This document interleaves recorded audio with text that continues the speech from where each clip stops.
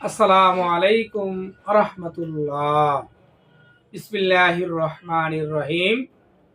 পুরুষদের মধ্যে যৌন অক্ষমতা কমে যাওয়ার কারণ কি? প্রিয় দর্শক, কলিকাতা হার্বাল আর এটি একটি অত্যাধুনিক ইউনানি আয়ুর্বেদিক হার্বাল চিকিৎসা কেন্দ্র। আজকে জানব পুরুষদের মধ্যে যৌন অক্ষমতা কমে যাওয়ার কারণগুলো কি কি।